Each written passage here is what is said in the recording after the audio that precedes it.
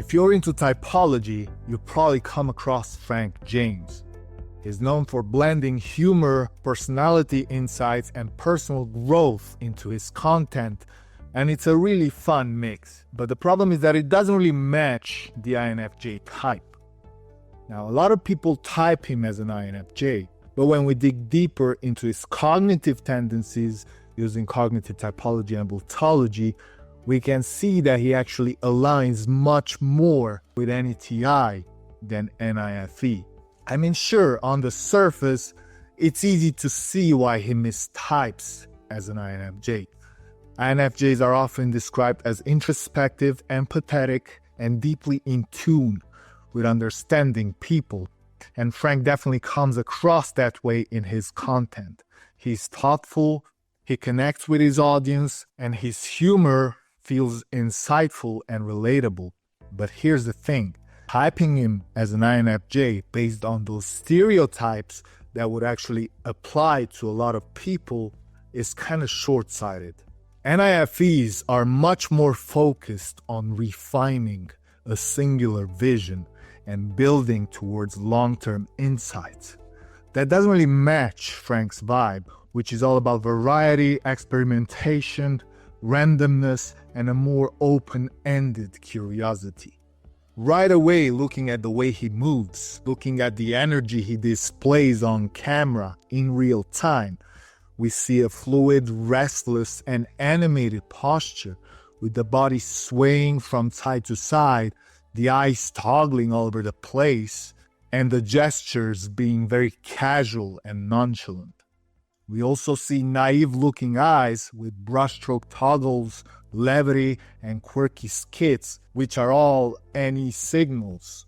You don't really see these in NI users who tend to have a more fixed, hypnotic, and serious look. You also don't see the contemplative stillness that you would expect from an NIFE, neither in his Vultology nor in his psychology.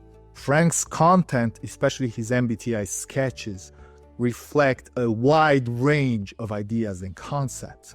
He seamlessly seems to adapt to cultural trends and memes, and he also explores broader themes in personality, creativity, and self-improvement. This openness to variety and exploration is a hallmark of PE, particularly NE in his case, which thrives on uncovering or making new connections and possibilities. Frank's comedy is another big clue about his type. It's lighthearted, imaginative, and totally in line with an NETI's exploratory nature.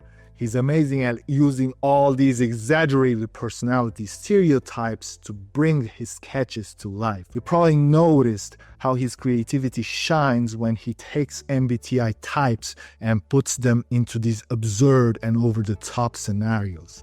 And his love for what if is all over his content. Just think about his sketches such as 16 personalities as high school teachers, 16 personalities staying at Airbnbs. If weather was people, if slang words were people, and other goofy stuff that you can find scrolling through his channel. Frank has this incredible ability to blend unrelated ideas into something fresh, fun, and exciting. You can feel and see that PE energy in the way his videos flow. They're packed with lively momentum, jumping seamlessly between ideas with a lot of enthusiasm. It's dynamic, fast-paced, and full of movement, completely opposite to the reflective and steady pace you would expect from PI types.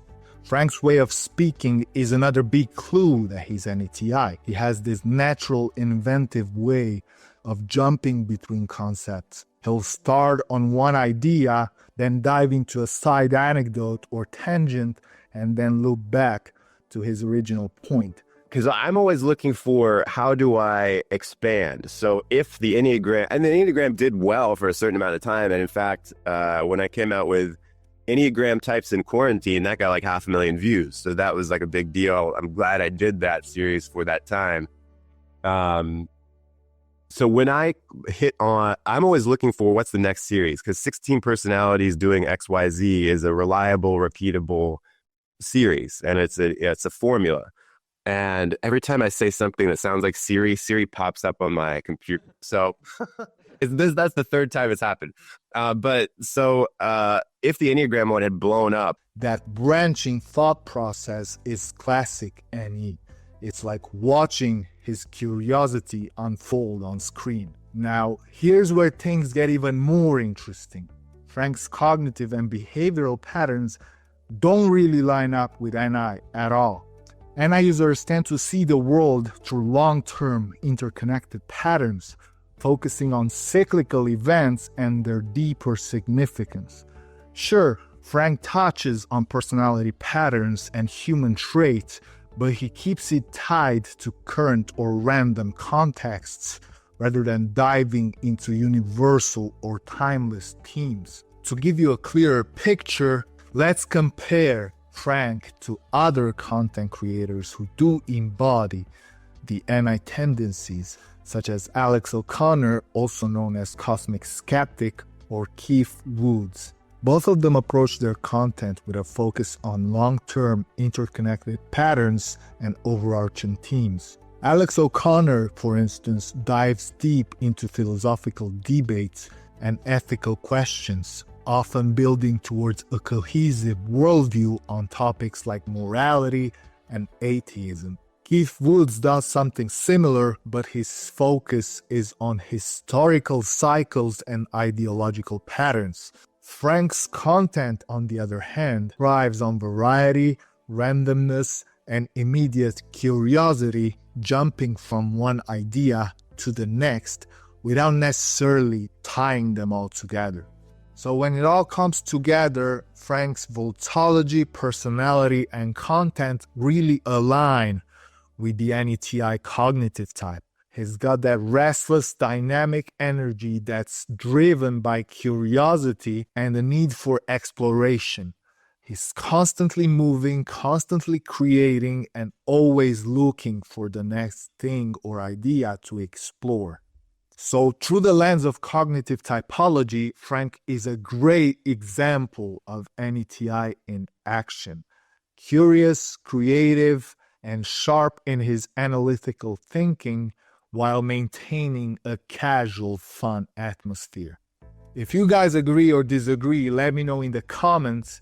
And if you want to learn more about cognitive type or find out your type, check out the links in the description and use the coupon code to get 20% of any of your orders. And until next time, please check out our other videos on common MBTI mistypes.